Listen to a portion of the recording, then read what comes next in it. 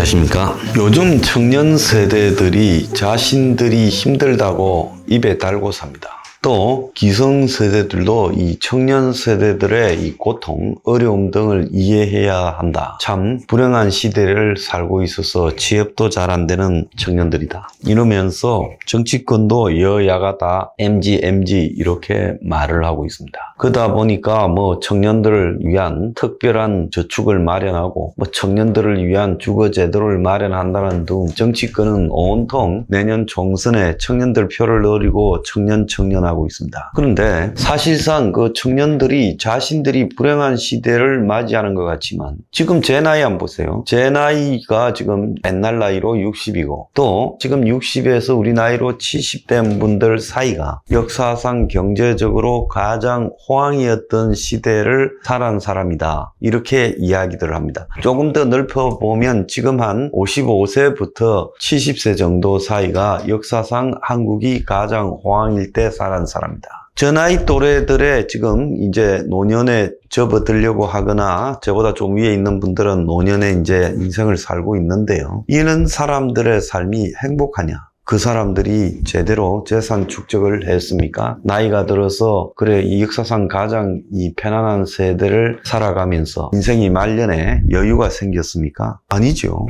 3분의 2가 빈곤선상에서 헤매고 있고 또 대다수가 나이가 들어도 한 70대 초반까지 일을 해야 될 위치고 75시 되었어도 25%가 일을 하고 있다는 말이 있습니다. 그러니까요. 평생 고생했고 어려서는 경제 개발이 되기 전이라서 죽도록 고생했고 그 다음에 이 취업 활동에 들어가서부터 20대 한 중반부터 아니면 다른 사람들은 10대 후반 그때부터 한 55, 60까지 죽도록 일만 했죠. 제대로 된 법정 휴일도 보장받지 못했고 일에 노예처럼 일만 하고 살았습니다. 그랬는데 어느 날 이제 직장에서 퇴출이 되기 시작했고 남은 것은 앞으로 살아갈 한 20년 이상 남은 긴 노년에서 비어있는 지갑밖에 없어요. 자식 공부시키고 결혼시키고 이러면서 가진 게 없어져 버렸다는 겁니다. 그러니까 아파트 경비원이라도 해야 되고 어디 빌딩에 청소라도 해야 되고 택시라도 몰아야 되고 그런 상황이 다 됐다. 그렇기 때문에 젊은 사람들이 자신을 특별하게 비하할 필요가 없다는 거죠. 아마 우리가 하고 살았던 고생들 참고 살았던 일들을 현재 젊은 사람들 보고 똑같이 하라 그러면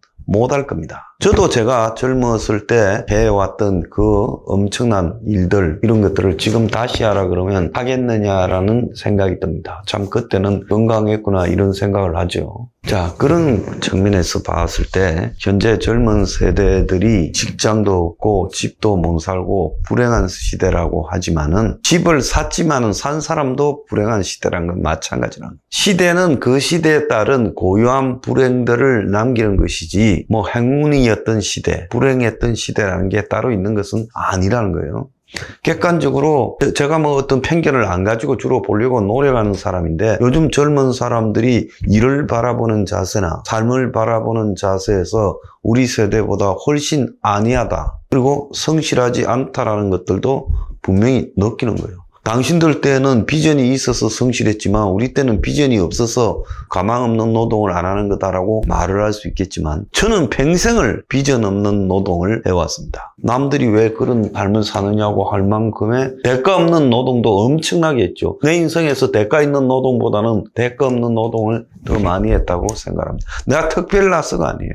그렇기 때문에 젊은 사람들이 매사 이 자신들의 삶을 도피하는 수단으로 말이 안 되는 짓거리들을 하면서 그걸 시대적 핑계를 대서는 안 된다는 거예요. 어려운 시대지만 이 시대도 젊은 사람들이 정신을 차리면 살아갈 방법이 우리 때보다도 훨씬 많이 열려 있습니다. 오늘 아침에 언론을 보면 파산했는데 또 파산, 역대 최대 20대 고인 주식 실패 급증, 작년 해생법원 개인 파산 통계 꾸준히 늘어서 6.5%까지 됐고 투자 실패 탓이 2%에서 11%로 늘어났고 돈 벌어도 빚 못 갚는 개인 회생 올해 5월까지 5만 명에 달해 20대 신청 비중이 15%로 급증, 실질적 재기 지원 방안 필요 이릅니다. 자, 이복형 건강원장은 저신용자에게 금융 공급 위축 없애야 된다. 이렇게 부처님 가운데 토막 같은 소리를 하고 있습니다. 솔직히 말하면 젊은 사람들이 파산했다가 또 재파산 신청을 한다. 뻔뻔하고 아주 못됐다고 생각합니다. 주식, 코인 등 도박하고 이 투기한 것은요, 그건 파산 신청 받아줘서는 안 된다고 저는 보고 있습니다. 사람은 자기 행동에 대한 대가도 치러야 되는 거예요. 그런 사람들까지 파산 신청을 받아주고 개인 회생 신청을 받아주는 것은 저는 부당하다라고 생각합니다. 오늘 아침에 보면요, 미국에서도 명품이 거의 안 팔려서 세계 1위 명품 회사 루비통이 고전을 면치 못하고 있고, 세계 최고의 호구였던 중국조차도 명품이 감소하고 있다고 합니다. 자, 그런데 한국에서는 최근에 루비통이 또 7% 올렸다는 거예요. 2년 사이 8%를 올렸다고 합니다. 한국이 세계 명품 회사들 호구가 돼 있습니다. 자, 연예인들 중에도 툭 하면 자기가 사는 명품 주택이니 명품 차니 명품 가방이니 자랑합니다. 자, 그러다 보니까 그 밑에서 평범한 인생을 살아가는 젊은이들을 조차도 변질돼 가고 있어요. 어떻게 변질돼 가냐? 국민일보가요, 젊은 사람들의 명품 선호에 대해서 기획 기사를 하는데, 월급은 240만 원 받는데 1년에 명품을 1억을 사고, 금수저도 아닌 중산층인데 이러고 다닌다는 거예요. 디올이라는 데만 5천만 원을 썼다라고 합니다. 1, 2주에 한 번 200만 원 가량의 명품을 구매한다는 A씨는 국민일보에 본인의 지난해 현대카드 사용 내역을 보내왔는데, 갤러리아 명품관에서 1290만 원, 신세계 강남점에서 1280만 원, 크리스찬 디올 성수에서 1235만 원을 썼다는 거예요. 자, 스스로 명품 소비 목적을 선물, 결과를 행복이라고 말을 하면서 명품 구매자에 대한 부정적 인식과 편견이 임의로 곡해되어지지 않았으면 좋겠다 하면서 인터뷰에 응하고 블로그까지 공개했다는 거예요. 이 사람이 지난해 명품 브랜드별 지출 금액을 보면 디올이 5천만 원, 프라다, 발렌시아가, 에르메스 등 이런 데 쓴 게 4천만 원, 옷장에 구비되어 있는 것만 해도 2, 3천만 원어치의 니트가 있고, 고가의 의류, 구두, 지갑을 구매하는 것 외에 호캉스를 즐겼고, 그리고 그는 그런 명품을 사고 또 즐기는 그런 것들을 블로그 소비 괴물 송백의 일상이라는데 사는 걸 다 적어 놓는다는 거예요. 그래서 명품 구매를 즐기게 된 것은 2년 전에 취업하고 240만 원짜리 프라다 서류 가방을 사게 되면서 그랬다는 거예요. 단숨에 한 달 월급을 질렀는데 본인은 학창 시절에 포기한 것을 보상받는다는 생각에 기뻤다는 거예요. 이 워딩도 틀렸죠. 학창 시절에 뭘 포기해요? 세계의 모든 젊은이들이 학창 시절에 대부분 소박한 옷을 입고 주로 공부를 하지 뭘 포기합니까?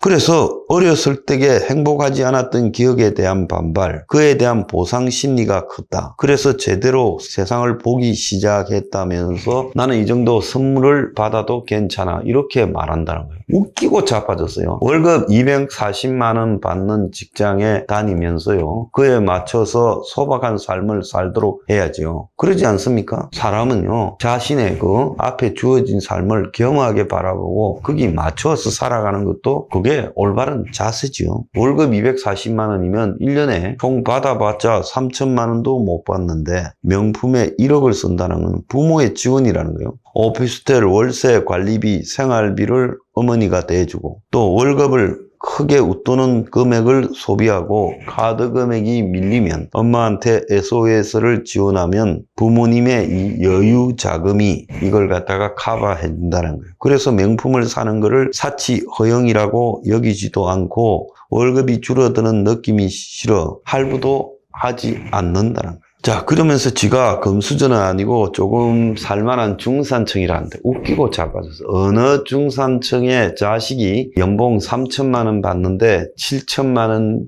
적자가 나는 명품 구매액을 부모가 채워준답니까? 지 자신을 디올이라는 명품 브랜드의 소소한 VIP라고 하면서 이런 소비 패턴을 오래 유지할 생각은 없지만 20대까지는 나를 위한 삶을 살고 싶다. 이렇게 살다가 30대 가서 갑자기 삶이 바뀔 수 있을까요? 계속 이렇게 살아가는 거고 이 부모는 자식을 베리고 있는 거예요. 부모가 이런 짓거리를 하는 집이 많은 걸로 알고 있어요. 강남에 보면 부모가 자식을 해외 유학까지 보내고도 해외 유학 갔다 와서 어디 대학에 강사나 하다가 안 되겠다 해서 카페나 열어서 살고 예술한다고 돈 쓰고 다니고 그리고 회사는 그냥 형식으로 몸담아 놓고 그냥 명품의 호캉스에 오마카세에 즐기고 다니는데 그걸 부모가 다 뒷바라지 해주고 카드 주고 하는 것들을 수도 없이 봤어. 자, 그래서 이 부모는 중산층도 아니다는 거. 4인 가족 중위소득이 월 5,400인데 자, 이 자식이 이런 짓거리를 하고 다니는데 그걸 커버해주고 있다면 부모가 상류층이죠. 근데 얘가 그냥 지 나오는 대로 떠들어대는 겁니다. 그래서 한국의 명품 구매력이 연 19조라고 합니다. 그래서 2018년에 14조대에서 이제 2022년에 19조대까지 높아졌어요. 세계 7위입니다. 샤넬 등 명품 브랜드는 미성년자인 한국 연예인들한테도 앰베서더라고 자격을 부여해서 초등학생도 명품 브랜드 이름을 깨고 다니고 있다. 그래서 명품 브랜드 여러 곳에 근무했던 전문 종사자 A씨는 세계 시장 가운데 한국의 매출을 본 본사가 놀라버렸다. 한국 지사 근무 인원을 늘리고 대우가 달라졌다. 그래서 명품 업체들이요, 한국인들에게 완전히 그냥 어필을 해서 한국이 세계 명품의 이 팝업 스토어이자 쇼잉업을 하는 그런 장소가 되어버렸어요. 왜 잠수대교에서 패션쇼를 하고 경복궁에서 패션쇼를 하는 줄 압니까? 세계 명품 회사들이 한국을 대우해준다. 한국의 국격이 높아졌다. 웃기고 자빠졌네. 한국인의요, 이 명품 선호하는 삼류가 이 세계 명품 회사들의 봉이 돼버린 겁니다. 그래서 루비통이 한국에서 유명 레스토랑과 제휴해서 하는 이 식당이 있죠. 이코이 앳 루비통 인 서울이라는 식당이요. 이 테이블이 14개인데 꽉 찬다는 거예요. 20, 30대가 다 그걸 채우고 있다는 거예요. 1인당 점심 비용이 25만 원, 차 마시는 세트까지 추가하면 35만 원인데 식사 전으로 식당에서 루비통을 쇼핑도 한다는 거예요. 그래서 다른 지점에서는 볼 수 없는 그런 것까지 쌓아놓고 밥도 먹고 쇼핑하고 하는데 700만 원대 가방이 잘 팔린다고 해요. 그래서 한때 코로나 때문에 보복 소비로 명품이 늘어난다 했는데 이것도 다 뻥이에요. 다른 한편으로는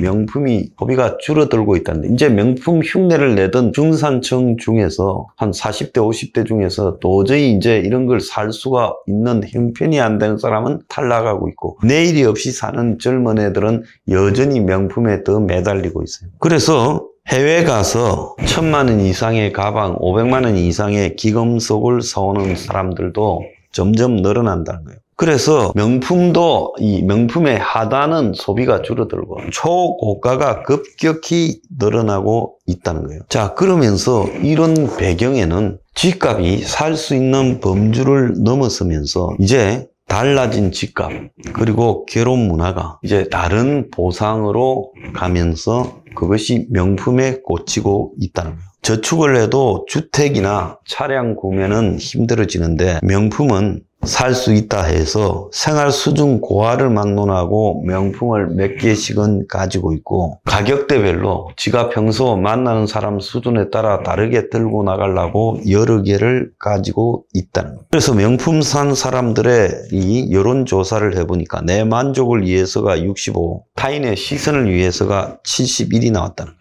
자포자기한 삶, 그 속에서요, 이 중산층이나 청년층들이 집도 살 수 없고 외제차도 살 수 없으니까 나는 한번 명품이라도 써보자고 하면서 자신을 드러낼 방법을 고작 그것에서 찾아서 몰려든다는 거예요. 그러니까 넘을 수 없는 신분의 격차 속에서 명품을 살 때만 그 신분을 격차를 넘는 듯하는 착각. 그래서 중산층이 광범위하게 몰락하는 과정에서 또 청년 세대가 미래가 사라진 속에서요, 웃기는 소비 짓거리를 벌이고 있다는 거예요. 또 하나 우리가 주시해야 될 거는요, 이런 명품을 못 사도 일상적으로 입고 다니는 그 옷이나 신발도요, 요즘 가격이 상당히 올라버린 자라나 안 그러면 아식스를 산다는 거예요. 이게 도대체 뭐겠습니까? 우리 사회가요, 젊은 사람들이 지금 집단적으로 정신병적 현상에 접어들고 있어요. We are